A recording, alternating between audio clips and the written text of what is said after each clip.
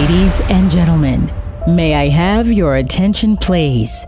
You are about to take a journey inside a world where trials, struggles, and obstacles may consume the mind. When this happens, one must reach down in their soul to gain greater strength, a new resource to summon a different identity to survive the pain. That new identity is a unique opportunity, a second chance, a rebirth. Stacy J and the Unified Praise Dance Company will explore the life stories of families and individuals that have overcome such trials and ultimately loss, that are now walking in their purpose. Never before has this type of victory been personified through dance, art, music, and storytelling. While on this journey, you may feel a little turbulence along the way. Bodies will move, emotions will be provoked, and new identities. And now, initiate the divine navigational and communication systems. Visuals are clear. Prepare for takeoff, and welcome to the new identity experience.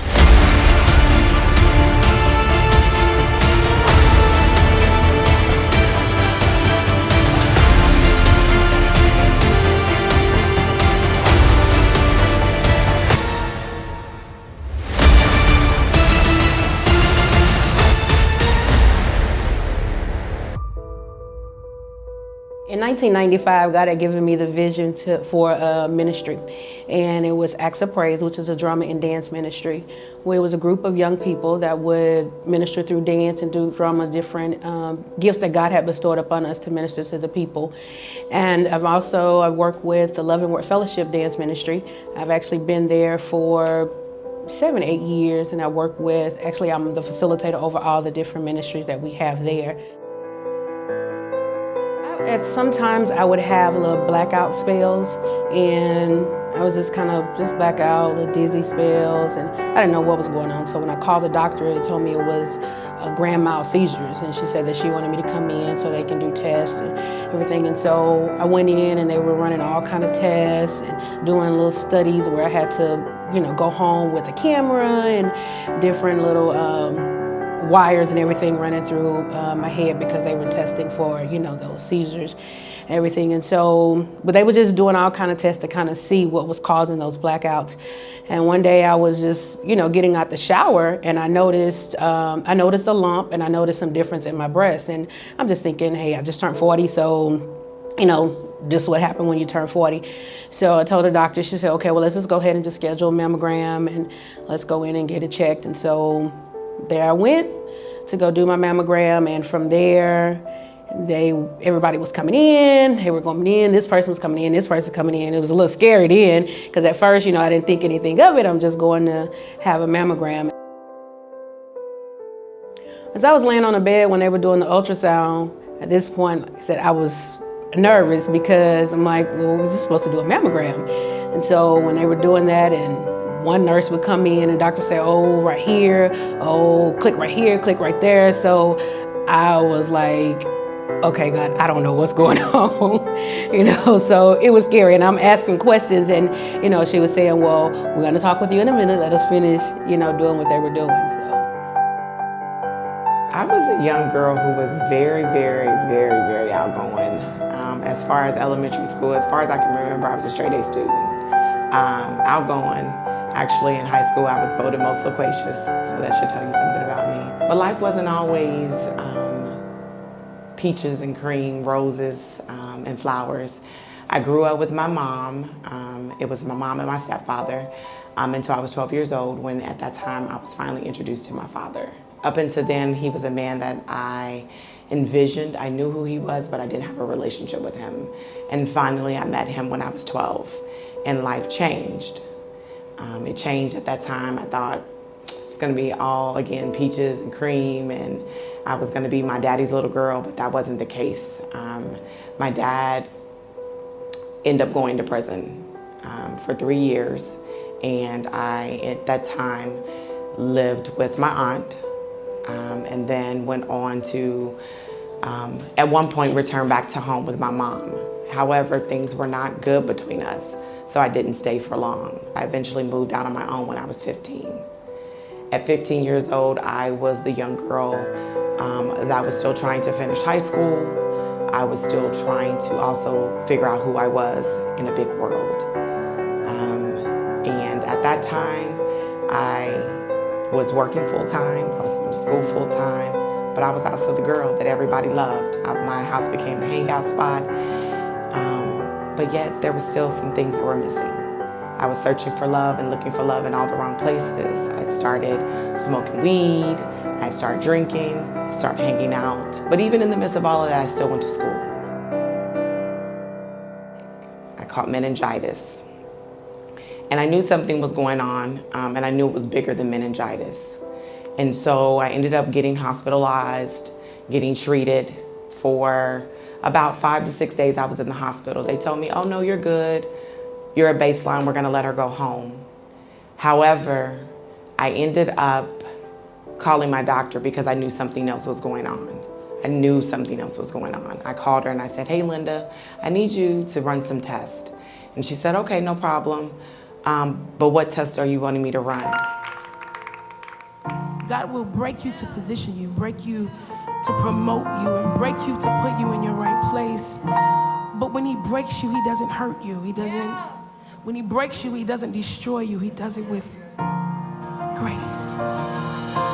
All I have in these hands and multiply, God, all that I am, and find my heart on the altar again. Set me on fire, set me on fire. Here I am, God, arms wide open,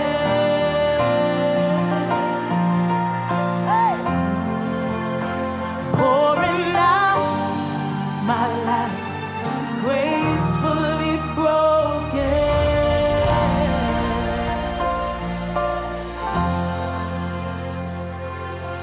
All to Jesus now.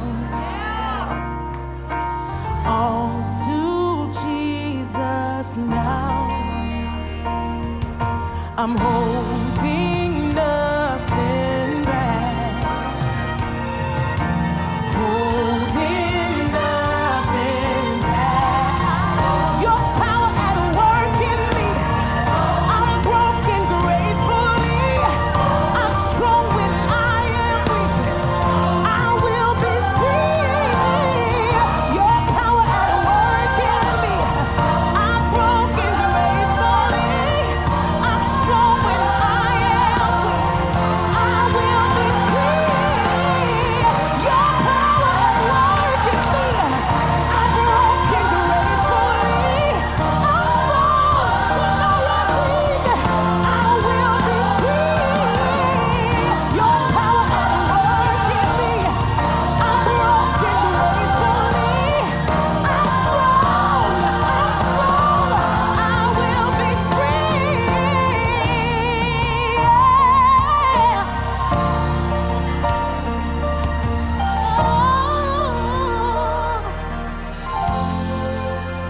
So here I am, God, arms wide open.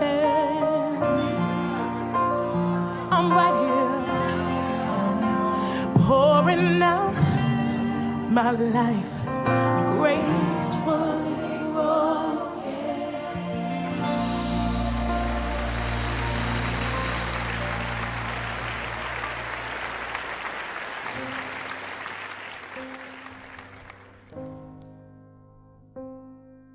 It was a Friday night and everyone was at the house. We was having a good time, eating, playing cards, watching the fight. The kids was there and they were just playing games and we were all just having a good time.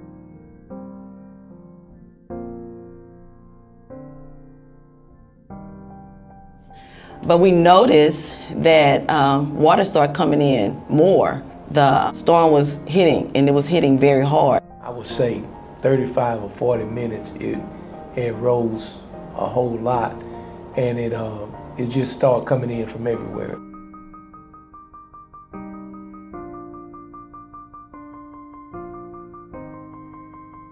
So the only thing that was not submerged in water was my pickup.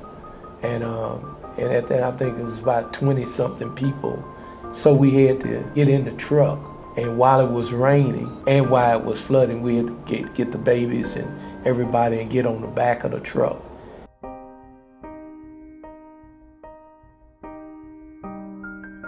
25, 26 people in there.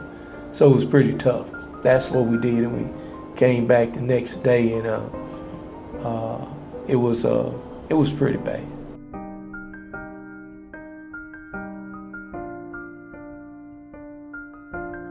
I've always loved the arts from a little girl up. Dancing, singing was always a part of what I did and who I was. And so I grew up with that love for that through school and all of that, and came into adult life and still loving to dance, but at church we couldn't dance. So when I first realized dance was something that I could do for the Lord, I was in my 30s, and I thought, okay, Lord, it's a little late for me. And he said, says who?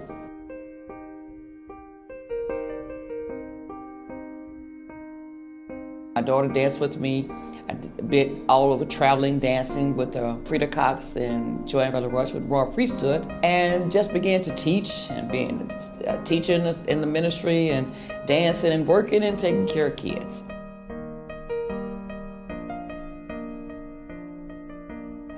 At the end of actually 2005, I started getting worse.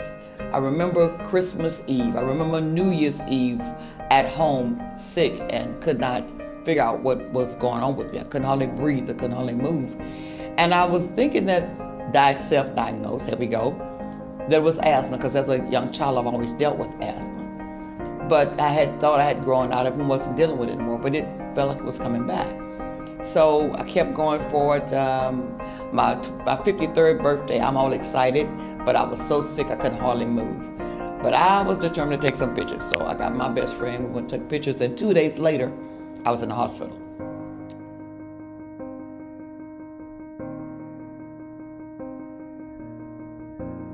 We woke up like any other day, but this day was special.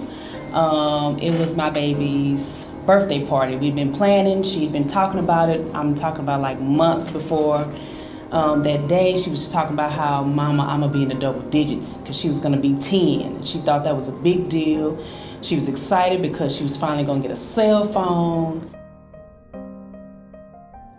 We got up and we say, JD, do you wanna go to the mall with us to pick out your outfit or whatever? She's like, nah, I'm gonna stay with Mikey. Mikey's her big brother, so. That was unusual for her though. Okay. She was different that day.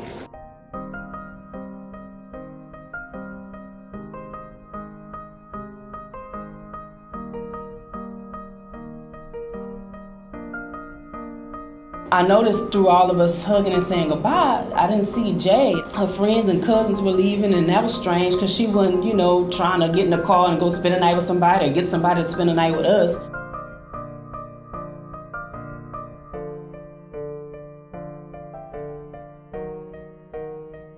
We were going home, doing our usual, had the music on. Me and my wife were talking, and we got to maybe about about 2 miles from home, and it's a certain intersection and red light we were at. And when I came to the red light, I was driving. Jade was sitting behind me. My wife was in the passenger seat, and my son was behind her on the passenger side. So I said, well, maybe we'll go to the movies tomorrow. And she was like, yeah, we're like, yeah, that's pretty cool. I said, what y'all think? Nobody answered. So we're just driving along. I go through the intersection, the red light, and I'm driving. So me and her talking and talking. So out of nowhere, I hear her scream my name. She just yell out. And so something just told me to automatically look to the left. So when I looked to the left, I saw just a white truck. It was like already like right there in my face. So when I looked like that, I said, Jesus, like that. I just screamed, I said, oh, Jesus, like that. And as soon as I said that, fire, I need the fire. I can't preach like this. I need fire. I need fire. I can't stay married like this. I need some fire. I need fire. Fire. Is there anybody in the room who needs the fire of God tonight? Oh, come on. It's time to worship tonight. Somebody just say, I need fire, fire, fire, fire, fire, fire. I need fire in my mind. I need it in my will. I need it in my behavior. Somebody ask for fire. Come on, I need you to lift up your voices tonight. Fire.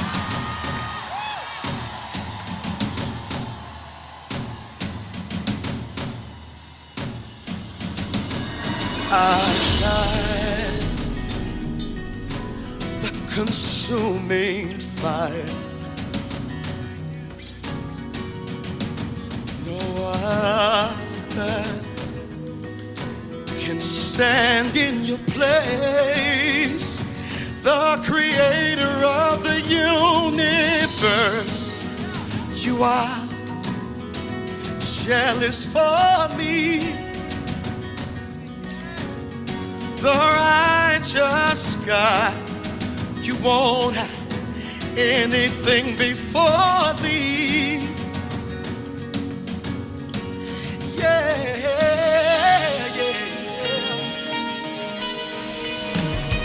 Our God, the consuming fire. No other can stand in your place. The creator of the universe, you are jealous for me, yes. The righteous God, you won't have anything before thee. I love this part. It says, so let our lives show the mercies of God and how he came to save us all. We surrender. We stand in awe of your righteousness, consuming fire. Hey. Hey.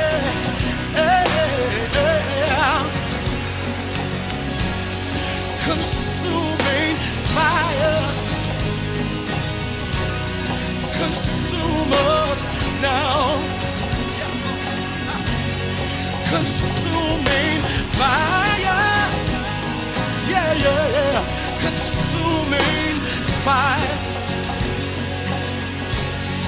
consuming fire. Consume us now. Somebody cry out, oh, yeah, yeah. Oh, yeah. That's the cry of a surrendered man.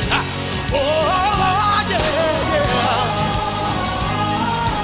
Oh, yeah, yeah. We surrender, yeah. The mercies and how we came to save us. Come on, somebody declare, we surrender, yeah, yeah, yeah. We stand in awe, yeah, of your righteousness. Oh, yeah. Let our lives show how we came to save us. Somebody raise that. We surrender, yeah. We stand in awe, yeah, yeah, of your righteousness. Somebody cry out, consuming fire, yeah. That's all I want. I want the fire of God. I need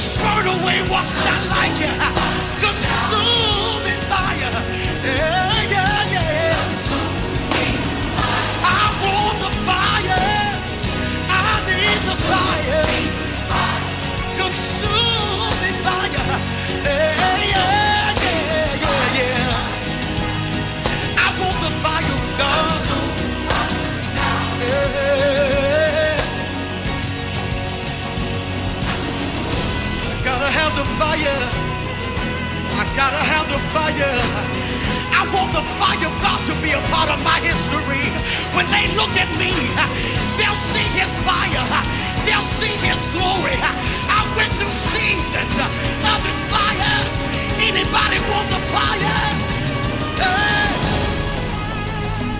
Hey. Hey. Hey.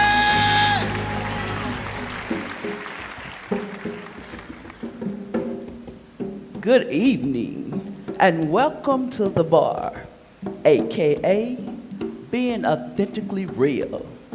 I am your bartender and your moderator, a different kind of drum major. And these are their stories. I promise to tell the truth, the whole truth, and nothing but the truth. Though their situations was different, they all found themselves on Damascus Road, blindsided by the one that they didn't see coming.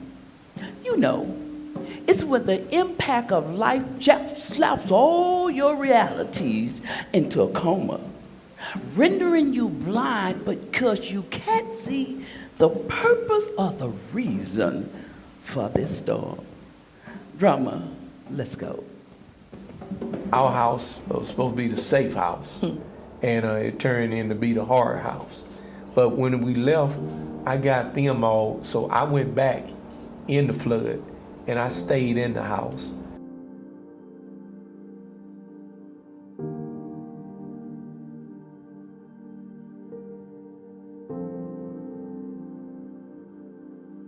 I climbed up on the cabinet and stayed there, you know, because you know, stuff was in the water. You know, like not real big snakes, but little bitty snakes.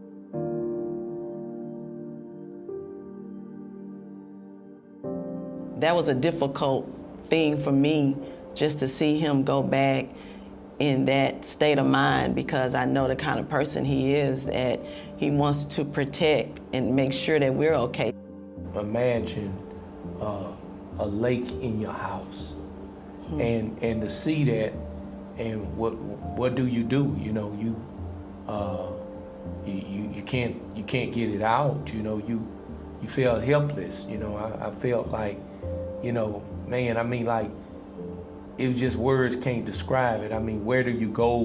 This is your home that you work hard and you paid for it and you go to work every day, and now it's just literally being destroyed. I called on God and I prayed, and it's times I cried, because here, you know, you've been used to being the strong person, and now none of your strength is helping. You know, you just there. You know, I just sit there quiet and just watch the water do what it did. And even after they left, I came back, it was more water in the house. Well, doing all of our recovery, trying to get the house together, and we were in hotels for, I think, close to 6 months. And then one of the grandbabies that was there at the time, we got a phone call that she was having these seizures, and it was pretty bad, talking about life and death. So at that time, we rushed up to the hospital. I asked her to give me a test for HIV.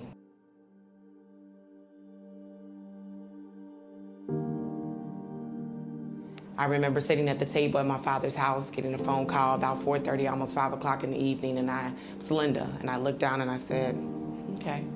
She said, I need you to come into the doctor's office, but I need you to bring your mom.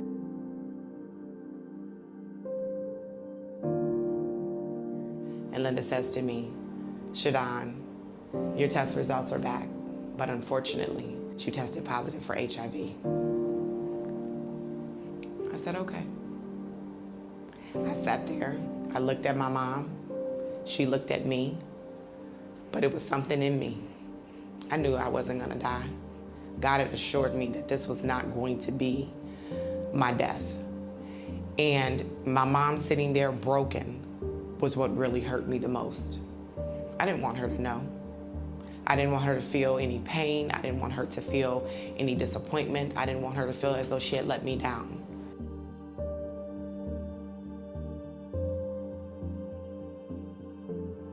I walked out of there, and about a month later is when I finally met with my doctor for the first time and found out at that time my viral load was over 300,000, and my T-cell count was really low.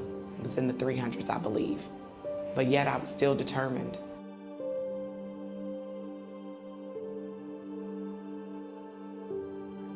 This was, mind you, in 1996. By now is when I started my medication, literally 4 years after Magic Johnson had just came out with, he was HIV positive.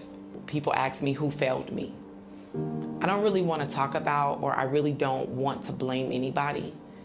However, I know there are people that, have some responsibility in what happened to me. Revelation 12:11 states, "And they overcame him by the blood of the Lamb and by the word of their testimony." The Bible gives detailed accounts of the lives of Joseph, Job, Moses, and Rahab, who triumphantly overcame abandonment, untimely loss, obstacles, and being ostracized.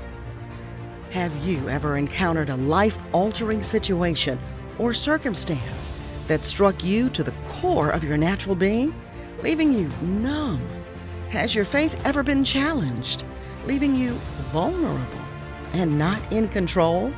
If so, Stacy J and the Unified Praise Dance Company would like to invite you to share your testimony and how you are now walking by faith in your new identity.